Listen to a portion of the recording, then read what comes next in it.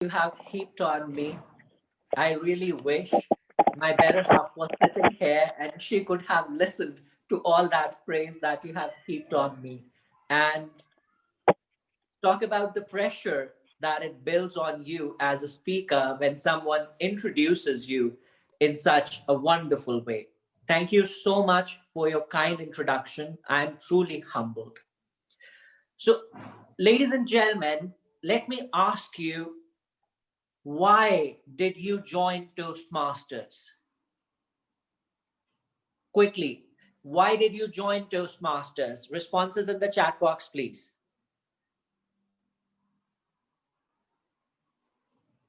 Yes, come on, everyone. Why did you join Toastmasters?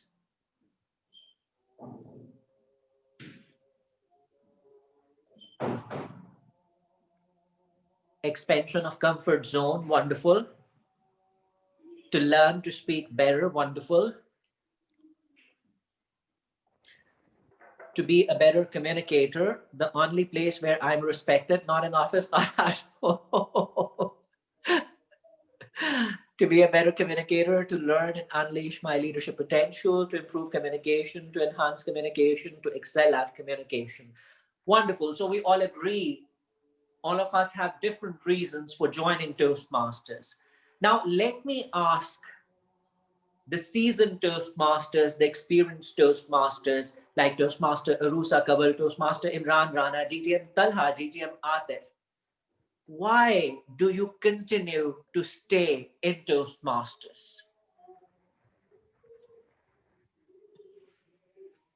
All of you are amazing and inspiring communicators and leaders. Why do you continue to stay in Toastmasters?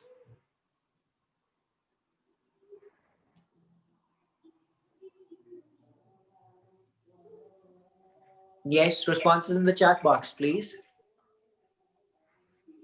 Or if you want to unmute yourself and respond, you're more than welcome to do that as well. Okay, I believe that I continue to stay at Toastmasters because there's continuous improvement of skills and also the feeling of being able to serve people and to actually make a difference in their lives. That is something that nothing can replace. Okay, yes, Toastmaster Urusa. And we have a response from DTM Atif as well. The power of giving back is strongest of all. Wonderful.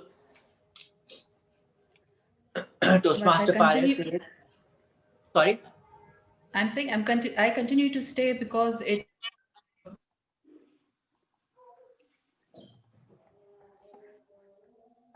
growth. I see. Your voice is breaking and Okay, can you hear me now? yes. I continue to stay because I see a lot of personal growth. Wonderful. So why do we stay in Toastmasters? Yes, of course, we continue to grow as a person as well. And how do we continue to grow? People like DTM Atif, DTM Talha, how do we continue to keep on growing? As DTM Atif has said, that the satisfaction of giving back is the strongest of all. When you enrich the lives of others, when you give people a hope where they can look into, a hope to become better versions of themselves, that's something that keeps us going in our Toastmasters journey. And that's the very reason that I heard from one of my mentors, DTM late Dr. Mazhar Jamil. He always used to say that the hope that I can give people through this platform, that is what keeps me going. And I'm sure that all of you are familiar with Toastmaster Siddiq. He is one of the old members of Karachi Toastmasters Club, and he puts it beautifully. I often talk to him, and he always, in every single call that I have with him, he says that, son, this is Sadqa Jariya. The way you give it back to the society, this is Sadqa Jariya, and it is going to continue to live after you have left this world. Like the legacy of late DTM Dr. Mazhar Jamil, it continues to live. and the lives of people he touched through Toastmasters platform, I'm sure that every single one of him or her, they continue to keep on praying for him. And that is one thing that makes the seasoned Toastmasters continue their Toastmasters journey. The title of DTM, the milestones that we achieve, we strongly believe that if we continue to give it back to the society, if we continue to make a difference in the lives of people, if we can make people see a better version of themselves, make a little progress, overcome their problems, then we have made the difference in their lives. And if we continue to do this, if we continue to follow this mindset, this attitude, the distinctions, the milestones, they will take care of themselves. Completing your pathways levels, achieving your DTM, that is going to take care of itself if we follow this mindset. And it is fundamental if you want to grow, it is fundamental to have this mindset in your Toastmasters journey once you have become an experienced and seasoned Toastmasters. And this is something that a club mentor and a club coach must possess if he or she wants to continue his or her personal and professional growth. In December 2019, I received a call from then club president of Islamabad Toastmasters Club, Toastmaster Muzammil.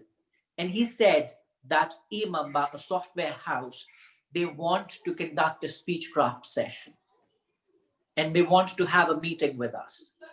We went to have a meeting with them and we convinced them of the benefits of speechcraft. They ended up having 2 batches of speechcraft from us. And at the end of those 2 batches, we ended up making a club for Imam Bato's Masters Club, which is still going wonderfully and beautifully. When we were sending the forms, charter documents of Imam Bato's Masters Club, I asked the HR manager, Toastmaster Verda, you need to have club mentors and club sponsors. Who would you like to be your club mentor? We were 6 people who conducted speechcraft. Who would you like to be the club mentor?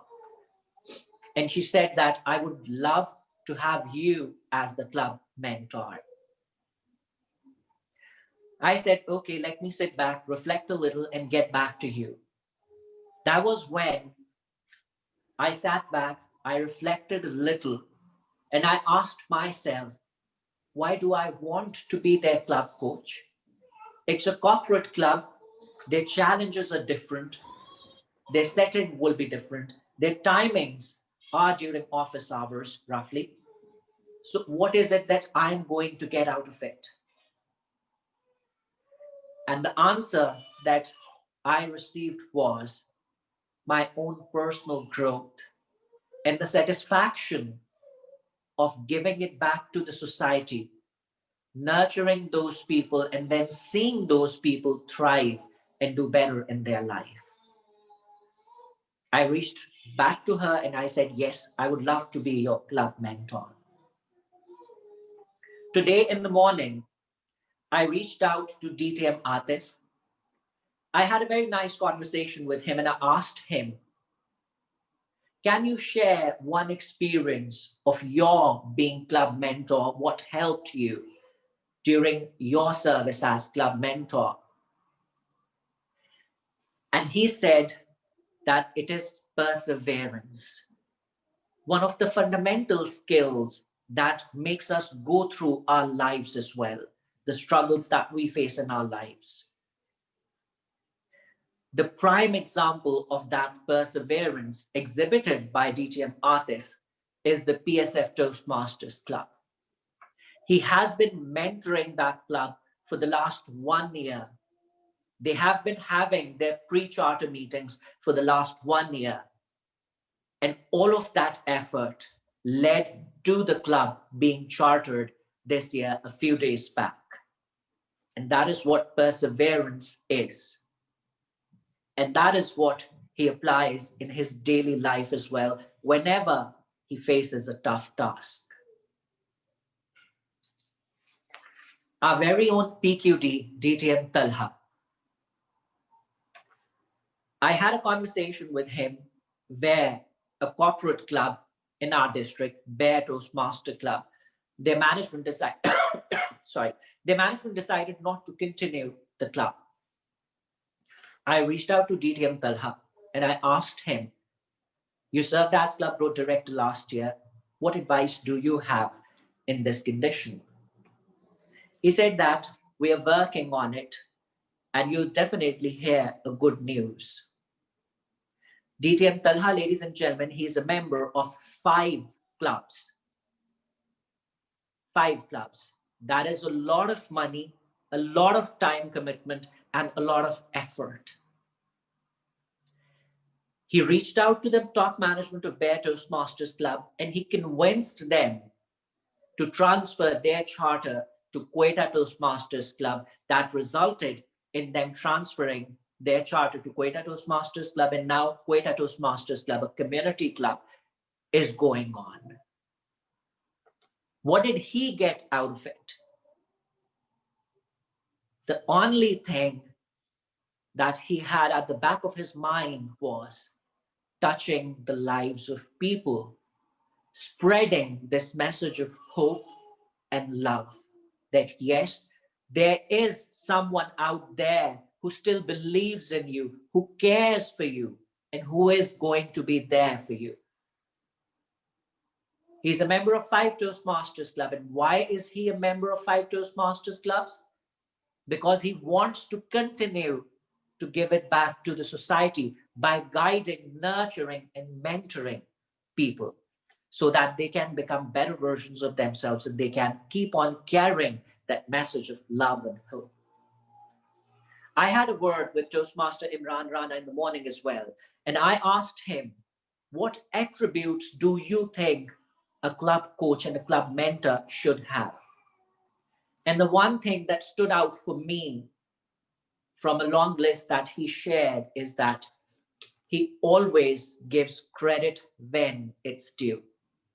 He successfully coached Storytellers Club last year along with Toastmaster Urusa and converted that club from a struggling club into a healthy club.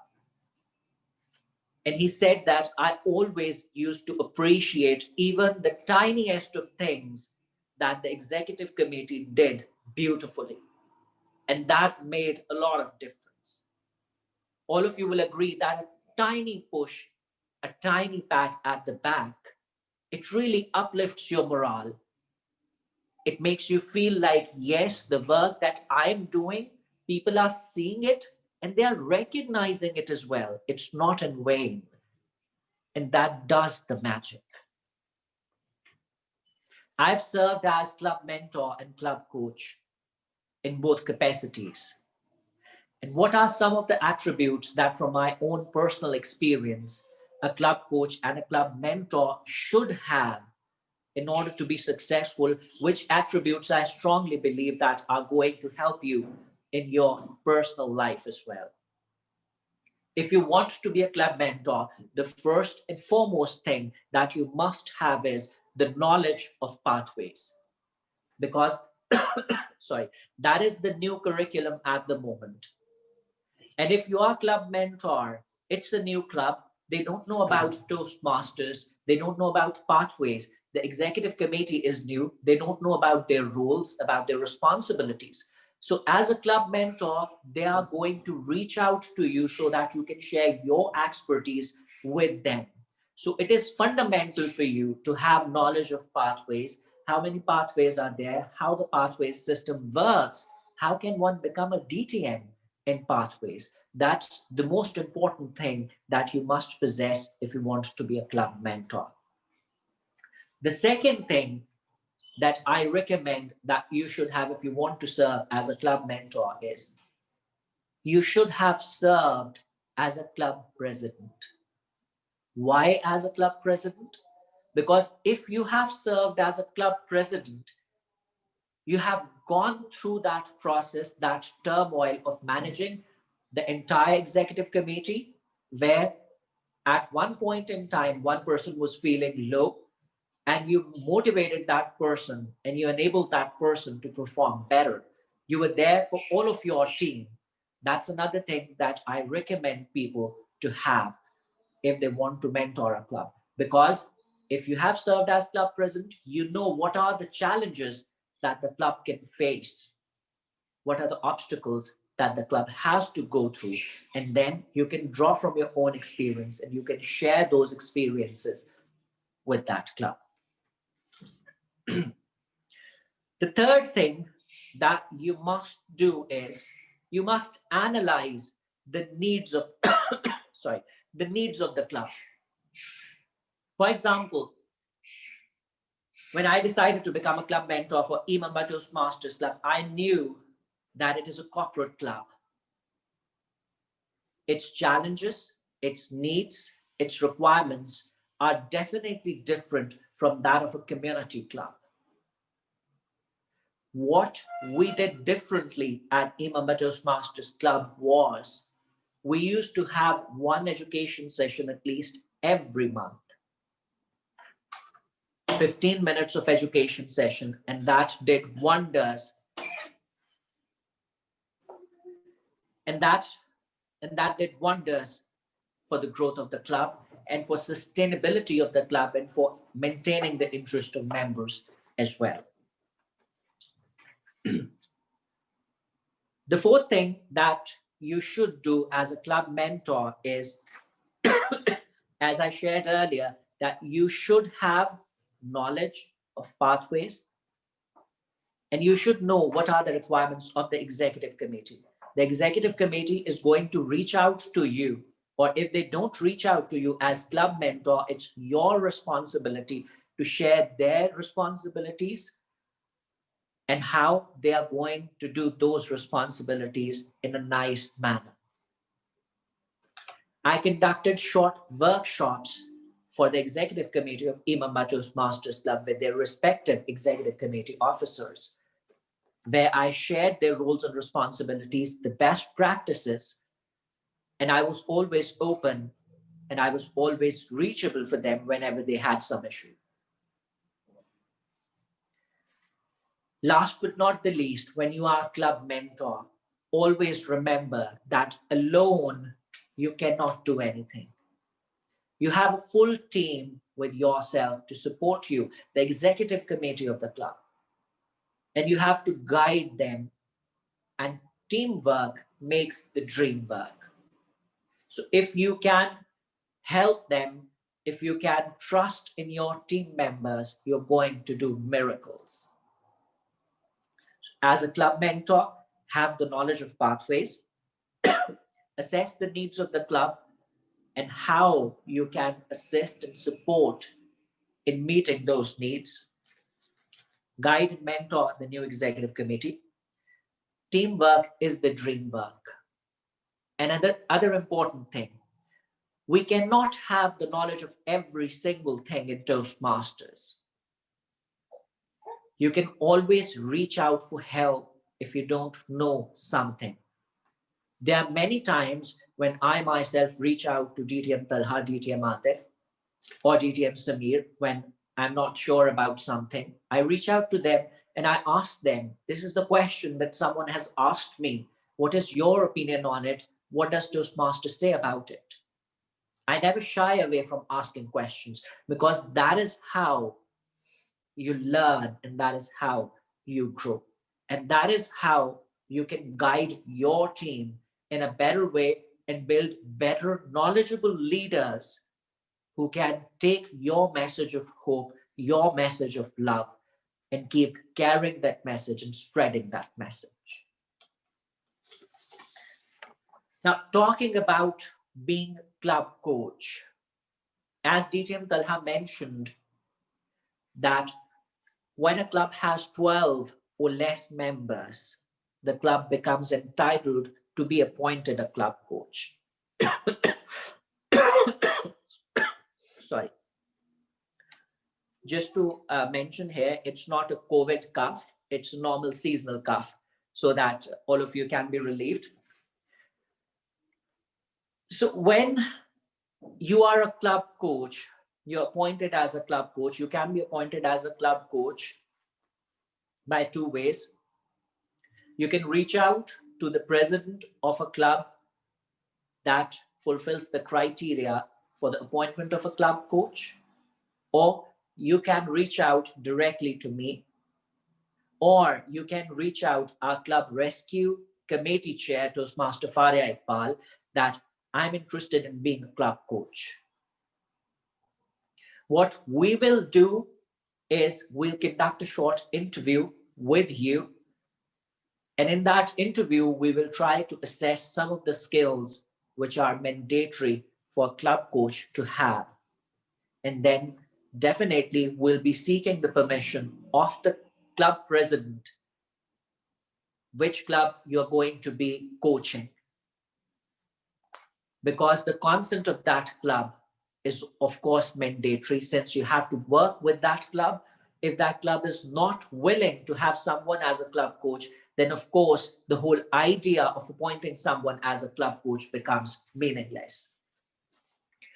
So the first and foremost thing, as I discussed at the very start, is to have the right attitude, the right approach towards being a club coach. And the same principle applies to being a club mentor as well. If you have the right approach of helping and enriching the lives of others, then of course you're going to make a tremendous difference, and you're going to be a successful club coach and a club mentor, and you're going to get credit towards becoming your DTM. However, if you only approach the position of club coach and that of club mentor with the idea of getting credit so that you can become a DTM, it's very, very, very likely that you're going to fail in that position. You may end up becoming a DTM. However, when you will communicate, when you will speak, when you will interact with people, if you have not learned, if you have not grown, if you have not acquired the skills, people are going to know that this is not a true DTM.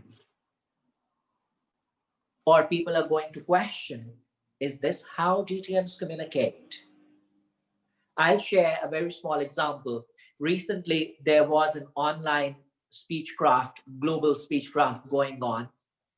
And one of the coordinators for that speechcraft happens to be a very good friend of mine. And he reached out to me and he said that there are quite a few DTMs from different countries there. And they address the people so rudely. Whenever they're addressing people in a breakout room, they say, "Hey, are you here? Hey, are you there? Hey, are you listening to me or not?" In exact words of my friend, he said, "This is how they communicate." And he asked me, "Is this how DTMs do when you become a DTM? Is this how you do?" So the way you communicate, the way you interact, that is going to show people how good communicator you are and whether you are a DTM or not. So your true objective, as every one of you said, that you joined Toastmasters because you want to grow. You want to improve your communication and leadership skills. And how can you improve your leadership and communication skills? That is only by having the right attitude towards these things. Acquire knowledge, ask questions, and be there to support people. The second thing that as a club coach you must do for a struggling club. A Greek philosopher once said that healing is a matter of time, but it is also sometimes a matter of opportunity. And coaching a struggling club to being a healthy club, it provides us with an opportunity to work on our diplomacy skills, on our negotiation skills, on our leadership skills, on our team building skills, on our conflict resolution skills, and most importantly, in developing new connections and building new friendships. So the second important thing that as a club coach you should do, attend at least 4 to 5 meetings of that club regularly, observe the environment of that club, analyze where the club is doing wonderfully, see what are the things that the club is missing, and see where the club can improve and take that environment to the next level. Reach out to the executive committee, tell them that I'm here to support you, to guide you, to mentor you,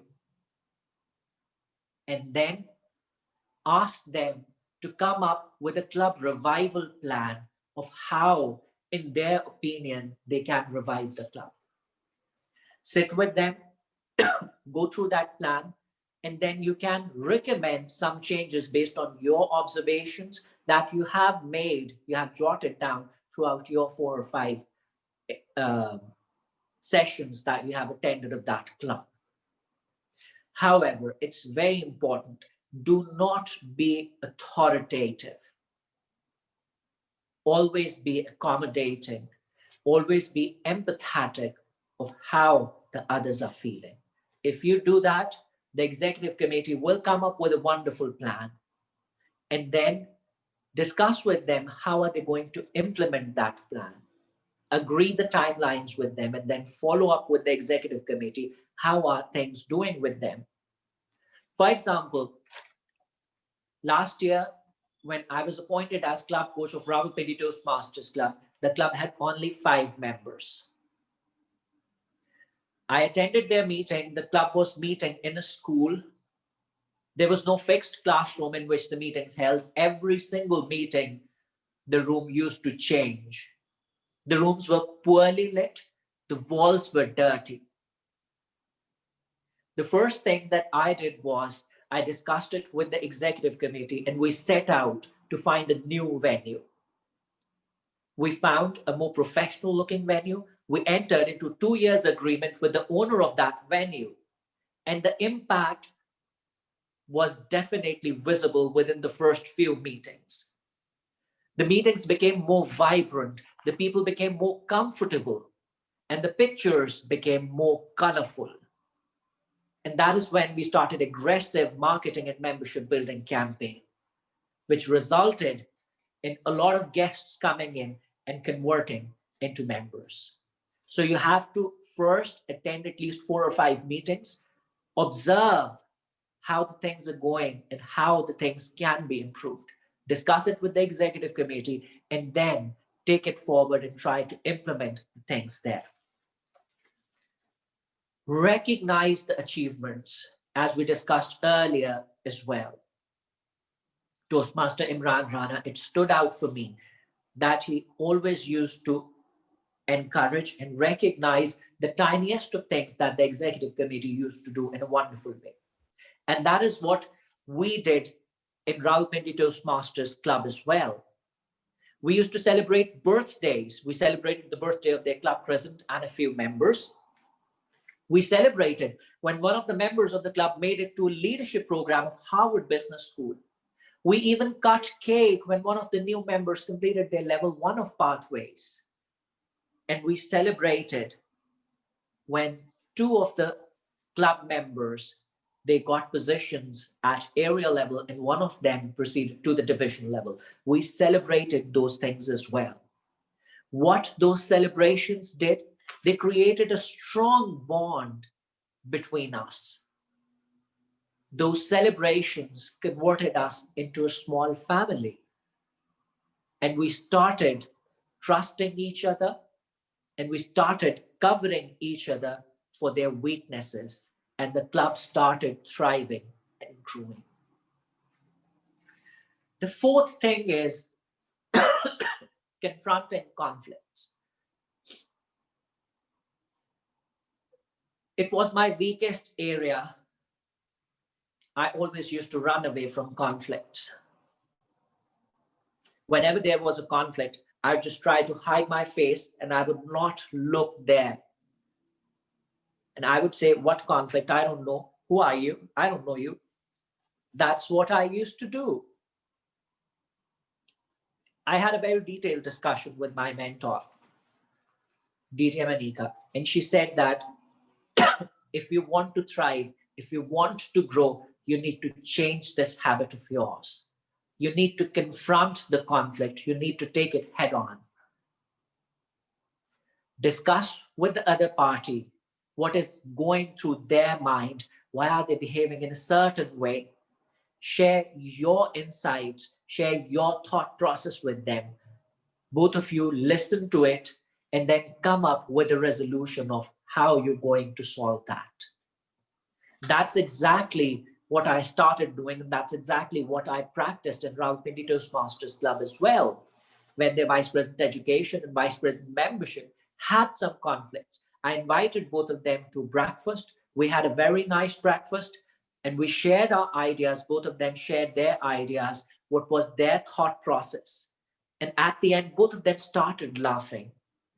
And both of them then came up with a strategy where they defined that these are your roles, these are my roles, and these are my responsibilities. And the club started thriving. So you must confront the conflict, never sidestep or ignore the conflict. Make individual connections. If you make individual connections, you're going to have lasting friendships. You're going to have lasting connections. But more importantly, you're going to understand the needs of the club members and their thought processes. I did the same with Rawalpindi Toastmasters Club when I asked every single one of them, why are you here? What do you think should we do for you to bring in more guests? And what do you think should we do to convert those guests into members? And what is it that makes you come here, deliver your projects? The data that we gathered, we started working on that data and we started implementing those things one by one, and the difference was very evident. People started bringing in their family members, their friends, and those family members and friends started converting into guests. And why this happened? Because we made individual connections. We analyzed the needs of every single person. So that is what you will have to do as a club coach and as a club mentor. Last but not the least, always be empathetic. Always be empathetic. That's very important attribute. If I'm not willing to take off my shoes and walk in the shoes of the other person, I can never see what that person is saying, and I can never be able to help that person in overcoming whatever he's saying, because I won't be able to see what that person is saying. So we have to take off our shoes and walk in the shoes of that person, that club which we are coaching, which we are mentoring, so that we can see what are the issues, what are the problems that club is facing, so that we can resolve those issues. Being empathetic is one of the things that both DTM Talha and DTM Atif shared with me as a very important prerequisite for being a club coach and a club mentor. And both of them shared their own stories. DTM Talha exhibited that empathy when he converted the charter from Bear Toastmasters Club to Quetta Toastmasters Club. And DTM Atif exhibited that empathy as a club mentor of UE Toastmasters Club. It is a club that comprises of teachers and students of UET Lahore. And in the words of DTM Atif, you cannot push the students of final semester to complete multiple levels.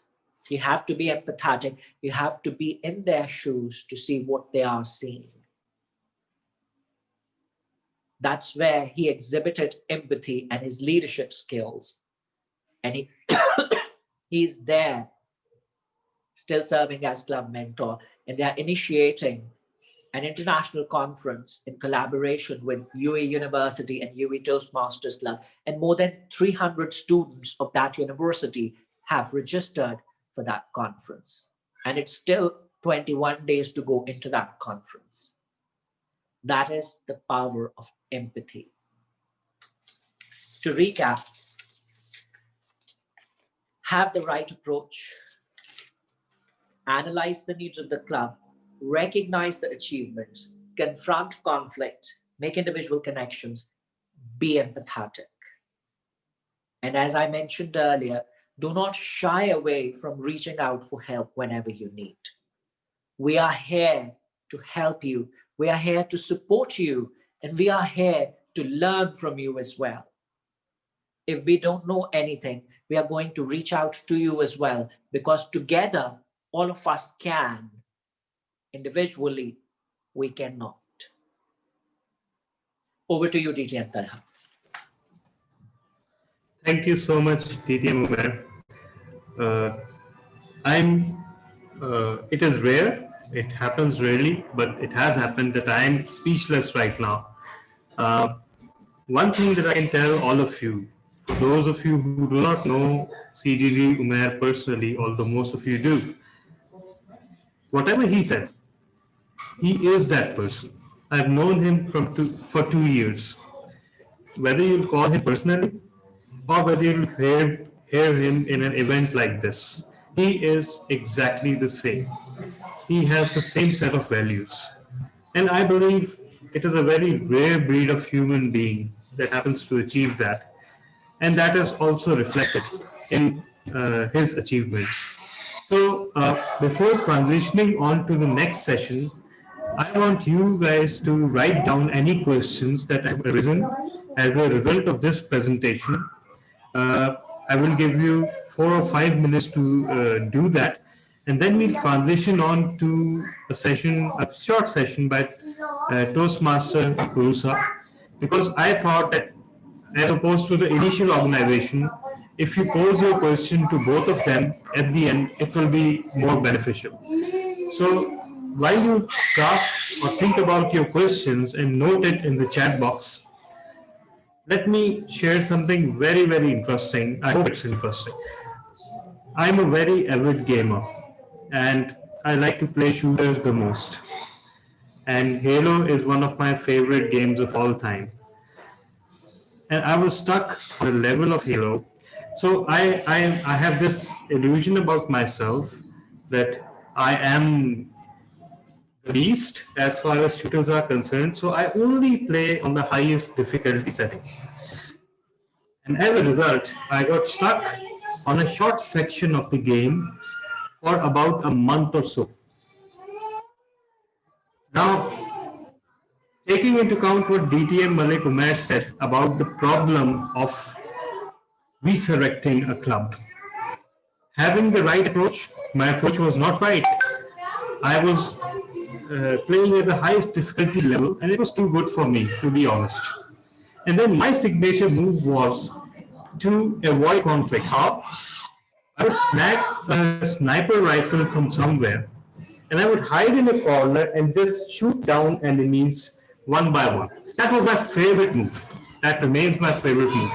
Whether the alien is 500 meters away or 300 meters away, the first thing I would look for whenever I would enter an arena is for a sniper rifle. And as soon as I got it, I would just hide in a corner and just shoot down one by one. So that was my way of avoiding conflict. But again, as ATM Malik said, that's not the solution. You cannot achieve success by avoiding conflict. And seeking help, I considered it beneath me to go on internet forums to seek help when I was stuck in something. No, that was not for me. I was better than that, right? We all think think like that about ourselves. But in gamer language, my children own me. They started playing the same game and they burned through the levels. The first thing that I learned from them was that playing at the highest difficulty level does not result in any special medals or any heavenly blessing bestowing upon you. It's just a waste of time. So maybe dial the difficulty down to match your talent level. That was the first lesson I learned. Secondly, my children did not avoid conflict. They ran into the arena with guns blazing, and they had two guns because aliens in Halo require two guns actually. One of the weapons is an alien ray gun which breaks down their shield, and the second one is a human weapon of bullets that actually causes them injuries. So, breaking down the shield means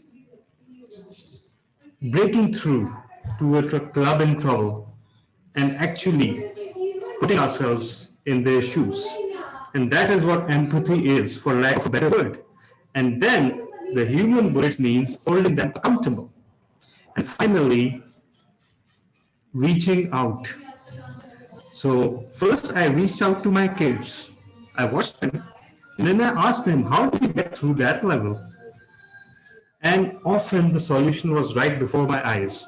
Sometimes, and incredible as it may seem, the solution is not to kill every enemy in the arena. You can just run away.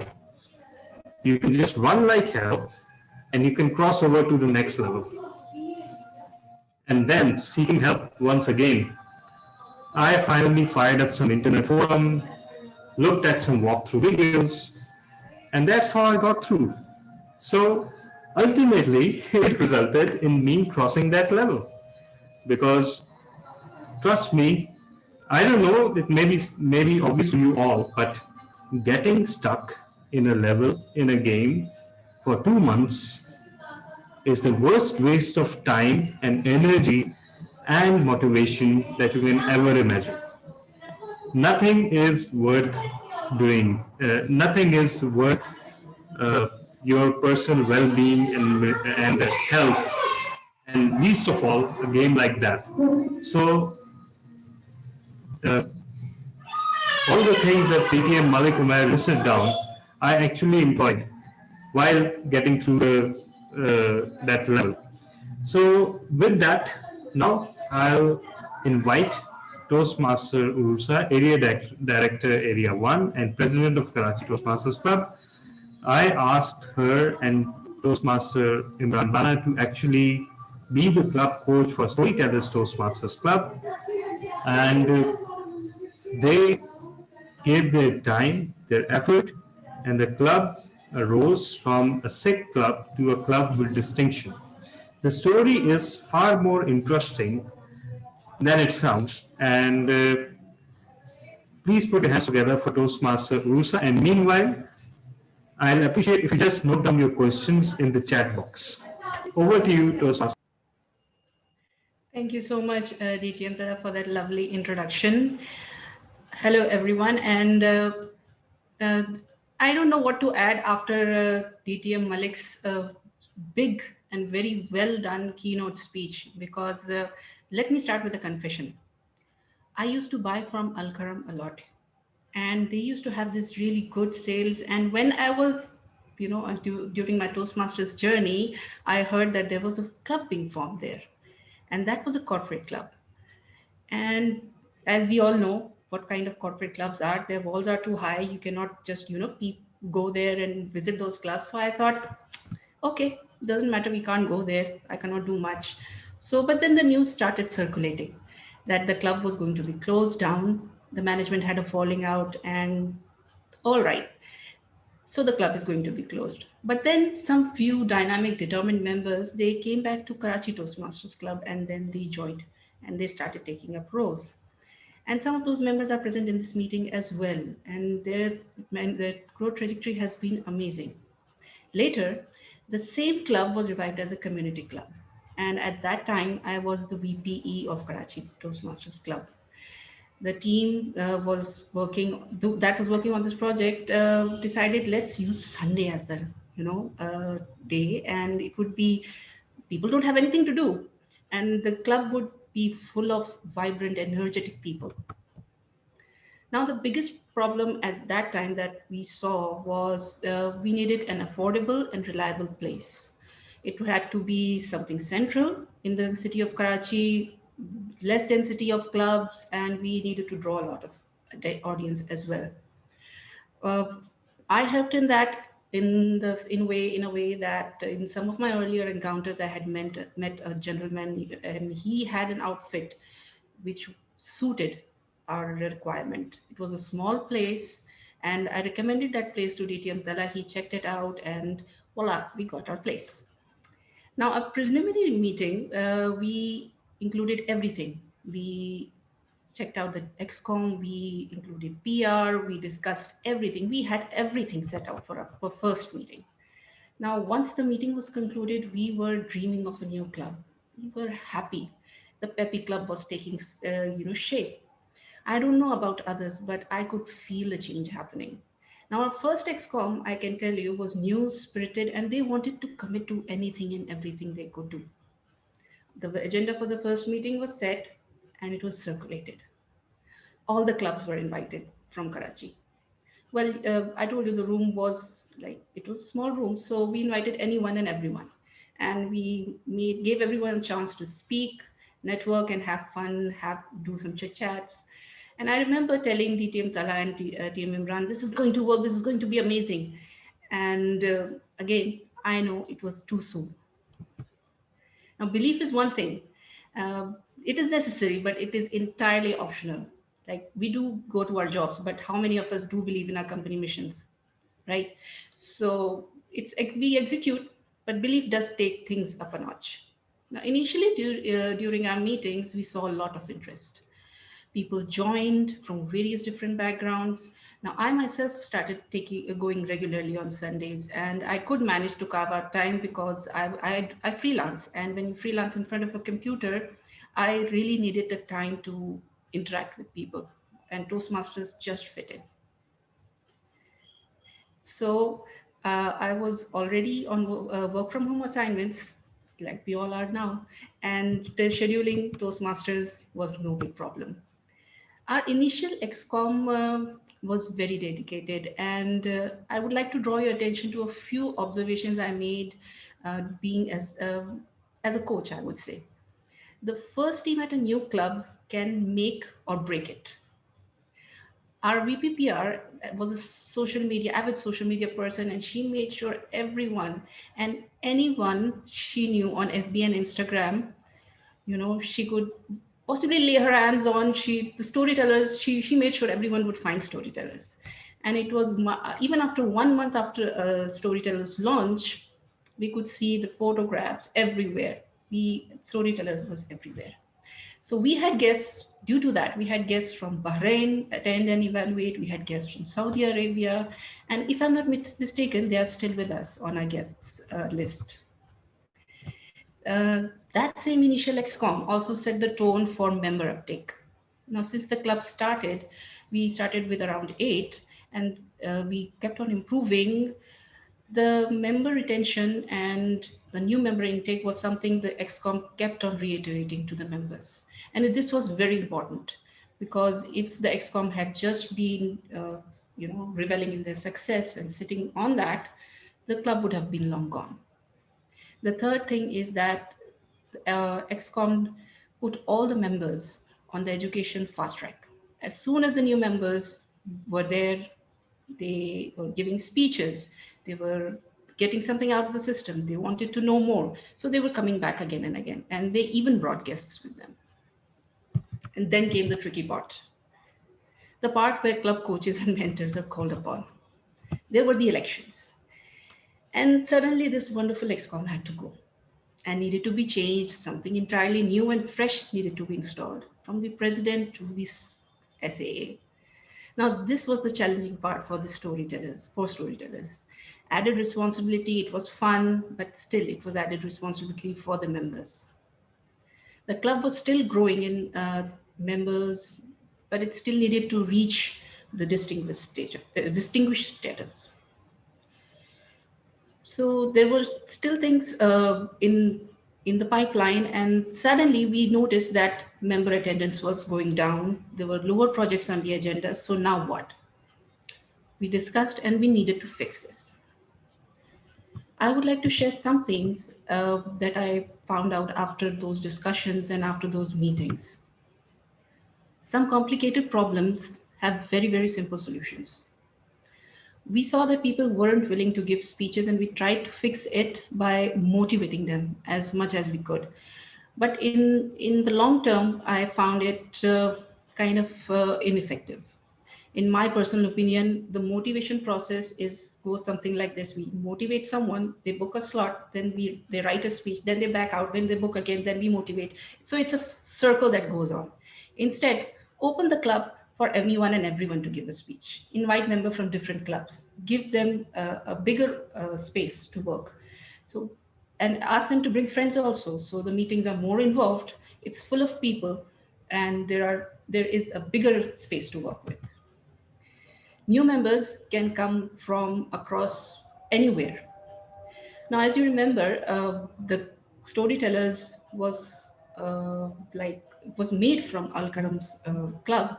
So there were members in Al Karam who knew about Toastmasters. All that was required to build storytellers membership was to tell those members and motivate them to join. And this was done brilliantly by the current president. Remember, some members had joined us at Karachi Toastmasters Club to give their projects. They also started showing up at storytellers, and these members had progressed so ahead that they almost became like mentors now. So, and then lastly, outcomes can be totally unexpected also. So this is something I talk about a lot.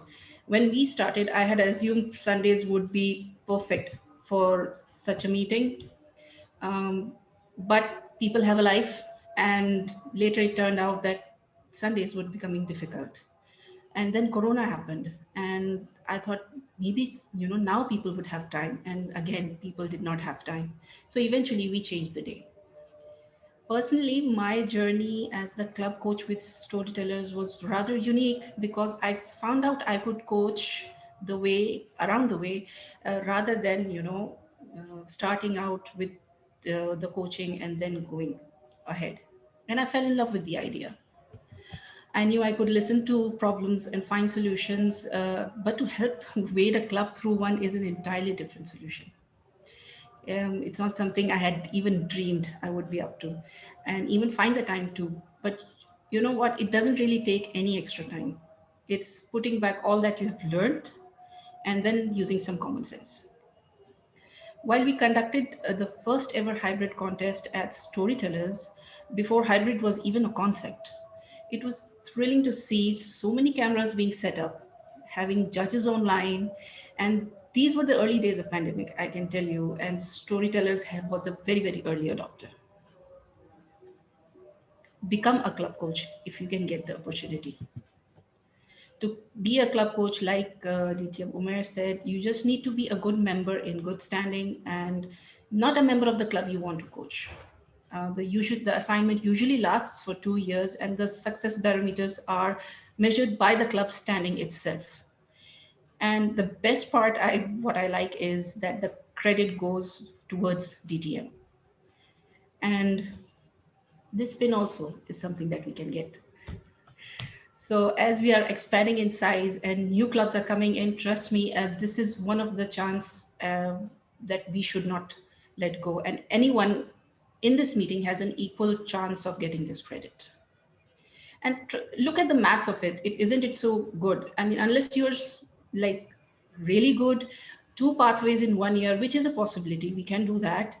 It is more likely that we will be taking 2 to 3 years anyways. So let's coach a club and ask your president, the rescue committee, or even the CGD and take up a coaching opportunity.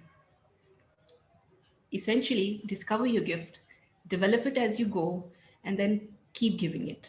Coaching is the universal language of change and learning, so let's keep speaking it. Over to you, DTM Tala. Thank you so much, Toastmaster Rusa. And let me tell all of you something personal about Toastmaster Rusa. Don't worry, it's not that personal.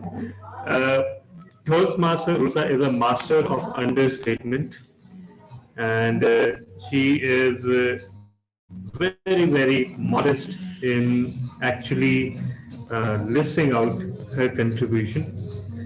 So, trust me, it was not as easy as she makes it sound. And we were, but as Toastmaster Urusa mentioned, we were lucky enough to have some members from the old club or the old version of the club who were passionate and who wanted to make it work no matter what. And let me tell you something more interesting. Since that club was hosted by a corporate, the original version of Storytellers was hosted by a corporate. Initially, when I started the club there, I asked all the HODs to nominate the people that could use the Toastmasters program the most. And the people who actually later ended up playing an instrumental role in taking Storytellers Club to distinguished were actually not the people who were originally nominated. In fact, none of them came forward. Instead, the people who were passed over came forward. And that gives you an indication that, first of all, never to give up on the idea of Toastmasters. There are hidden gems everywhere. And even if there's a sparkle of interest in an organization, there will be a couple of people, one or two people, who will be actually passionate about Toastmasters. And for a club to sustain, you need three or four passionate people. Call them passionate, call them mad, call them whatever. But yes, that's necessary. So I have long opened the floor for questions. Anyone, please, if you have a question, the time to ask is right now. There was one question from our administration manager. For everyone's benefit, let me read it out. Can you please elaborate what are the requisite skills you wanted to see a club coach should have before he or she being assigned as club coach? And DTM Malik Umair, in typical fashion, foregoing another opportunity to be on stage, answered in the chat box. Team working skills, approach towards Toastmasters, the Toastmasters history, and the passion. Coaching indeed is a virtual language, a universal language. So uh, you don't need any prerequisites except for a desire to serve and a desire to perform. That's pretty much it. You don't need to have reached a certain level. Yes, it would help if you've made up your mind to go all the way to DTM. Because trust me, uh, the pin that you just saw, that Toastmaster Urusa displayed, it's very easy to say that we don't work for titles or we don't work for pins or certificates. But trust me, they give you that extra 10% push. Sometimes when you're feeling demotivated, sometimes when you are thinking that it's all too hard, sometimes when you're thinking it's not worth the effort, it's too time consuming, it's eating up your personal life, it's eating up your happiness, that one certification or pin can play a role. And in that respect, I find the Toastmasters program to be very well balanced in the sense that it balances the material rewards, the certifications, with the rewards in personal enrichment quite well. So, okay, what are the major differences between club coach and club mentor? DTM Umair, if you can answer that question.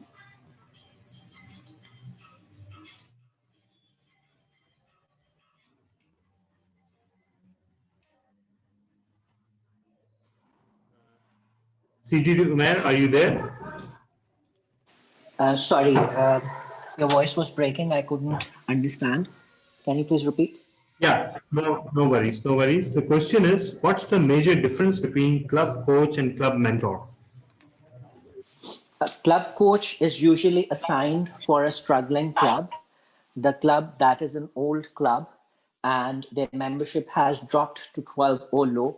Then a club coach is assigned to determine what are the ongoing issues, what are the problems that need to be resolved within that club to convert that club from a struggling club into a healthy club. A club mentor is assigned when a new club is chartered to guide the new members, the new executive committee about the Toastmasters journey and transfer his or her knowledge to the new members. So that's basically essentially the difference that the club coach is dealing with already experienced club members and an already existing club. And a club mentor is dealing with new members who essentially do not have a history of Toastmasters. Some of them may have some knowledge, if they are dual members or they have been a Toastmaster for quite some time. But other than that, a mentor usually is sharing his or her expertise with the new members. If I can put it in simpler terms, a club coach is an emergency medical professional or a surgeon who rescues a dying patient, and a club mentor is a pediatrician, someone who looks after infant clubs. So that is the major difference. Uh, any more questions? Okay. What is the club sponsor? EDD Umer, would you like to answer that? A club sponsor is someone who helps in chartering a new club, and then he or she helps the club in renewals as well. If there's one renewal during that year, or if there are two renewals during that year, for example, if a club is chartered in September or earlier, then there will be two renewals. And the club sponsor is required to help the club in attaining 20 renewals for both of the two renewals.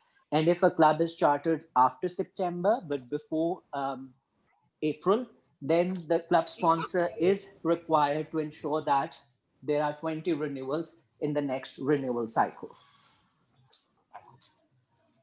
I hope it answers the question. Yes, thank you so much, CTD Umair. Any more questions? I am closing the session in 5 minutes if there are no more questions. So you lose your chance to ask CTD Umair or Toastmaster Urusa your questions.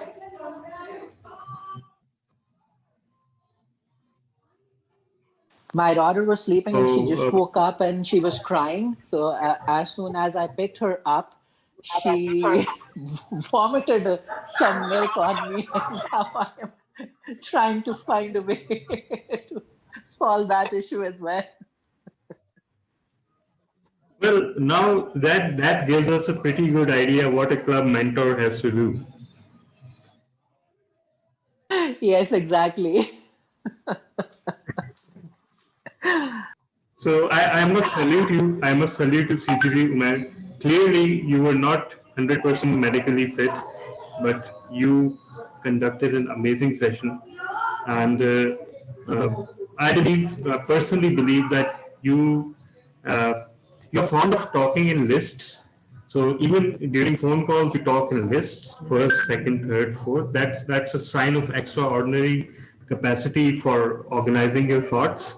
And it was so clear and lucid that I believe everyone perfectly understood what is a club coach and club mentor. And I also thank you, Toastmaster Urusa, first of all, for uh, for yours and Toastmaster Imran's amazing service towards storytellers. I believe it was the first instance in Division B where a club was coached successfully to full health, hoping and praying that it's the last also. But uh, Yes, the thing to understand, yeah, a big yes the from thing Club to, Growth Director. yeah, exactly, exactly. It should be. It should be. But the thing to understand is that something that I've always said, that a club's foundations are in the past. And once the first 6 months are over, those foundations are phased out. You have to prove your excellence in every meeting. You have to prove your dedication in every meeting. The club is only as good as its latest meeting to someone who's attending it for the first time. You cannot rest on past laurels. Your past records, your past achievements, your past extraordinary feats will not actually bring in new members. What will bring in new members and what will compel existing members to renew is continued service. You have to treat your members like customers, and you have to provide them uh, exemplary service every time. Because I've seen instances where, and let me share this one minor incident that I had out of a whole lot of incidents that I've had over the years. This one person contacted me and he said, "What's the joining fees of your club?" Because he's been a very interested guest. And I was relatively new at the time, but I made the mistake of not consulting the relevant club officer. So I told them that, it's this many dollars prorated over this many months. And he told me, being a pesky accountant like myself, he came back to me and said that works out to this many rupees and you're asking for this many rupees. Where's the gap coming from? And I know the gap was coming from the club charges, but I did not know the exact breakup. I did not know that the club charges are also prorated. So I told him that those are the club charges, so it may be this amount or this amount and this amount. And trust me, due to that vague answer, that prospective member did not join. And to this day, he has not joined. Uh, so, these minor things, no matter who you think you are, no matter how many certifications you have got, you as a Toastmaster and your club as a club have to prove themselves each and every time. And that is the only way you can continue to be healthy and you can continue to contribute towards society. Haven't we all seen people who, after achieving quite a lot, become arrogant or inaccessible, or let's say too full of themselves? So, what does that? What message does that leave for new Toastmasters? Is Toastmasters creating monsters? Is it creating people who achieve certain things, who develop certain skills, and then they can start considering themselves superhuman? Absolutely not. In fact, Toastmaster of all things allows us to become more and more human. And that is the biggest takeaway of Toastmasters. We discover things amongst ourselves that we never knew existed. The capacity to coach a club, the capacity to mentor a club. 20 or so people calling themselves your mentor. How would that feel? Isn't that something that is far beyond any title that you will achieve professionally or personally? 20 or more people who look to you whenever they face any problems in their club journey or in their personal journey. That is something, for me personally, that was a shock to the system. I never knew that was possible. And deep down, we are all okay. Deep down, I was mean and self-centered. I still am to a certain extent, but Toastmasters actually helps you to control those tendencies. You start pretending to be a good human being when you first join Toastmasters, and a year or so later, you learn that some of that has come true, and that is perhaps the most valuable takeaway of Toastmasters. So, with that, I would now wind up this session. Does anyone have anything else to say or add at this point in time?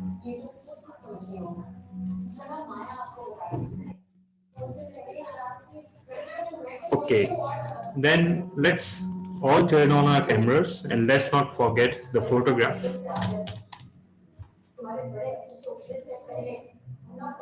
Everyone, Oh, yes. That's more like it.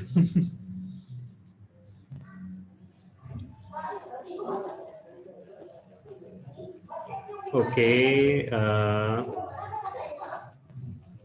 Toastmaster Abdul Wahab Khan, you have an extremely dapper looking profile picture, and so have you, Toastmaster Kashif Sehgal, but we will appreciate if you prove your presence by turning on the cameras.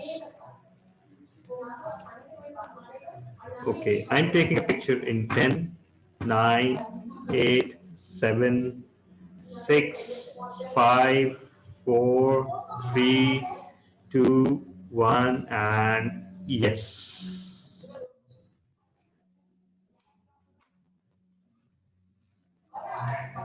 Thank you so much, everyone, and see you in some other event, inshallah.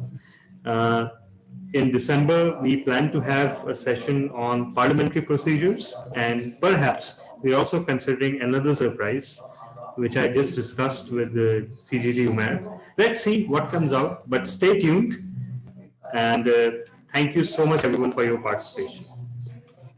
Thank you. Take care, everyone. Have a good day. Allah Good Hafiz. night. Allah Good Hafiz. night.